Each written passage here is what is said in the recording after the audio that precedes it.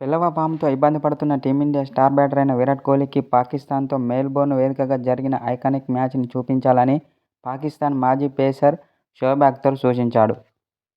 T20 ప్రపంచ cup 2022లో భాగంగా జరిగిన ఈ మ్యాచ్లో విరాట్ కోహ్లీ అసాధారణ ప్రదర్శన కనబరిచాడు. ఆఖరి బంతి వరకు క్రీజులో నిలబడి ఒంటి చేత్తో మ్యాచ్ని గెలిపించి టీమిండియాకు భారీ విజయాన్ని అందించాడు. ఓటమి తప్పదని భావించిన ఈ మ్యాచ్లో విరాట్ కోహ్లీ తనదైన బ్యాటింగ్తో టీమిండియాను విజేతగా నిలబెట్టాడు. ఐసీసీ ఛాంపియన్స్ ట్రోఫీ 2025కు ముందు విరాట్ కోహ్లీ ఫామ్లోకి రావడం టీమిండియాకు చాలా ముఖ్యమని షోయబ్ అఖ్తర్ అన్నాడు. ఫిబ్రవరి 19 నుంచి పాకిస్తాన్ వేదికగా హైబ్రిడ్ మోడల్లో ఛాంపియన్స్ ట్రోఫీ జరగనున్న విషయం తెలిసిందే.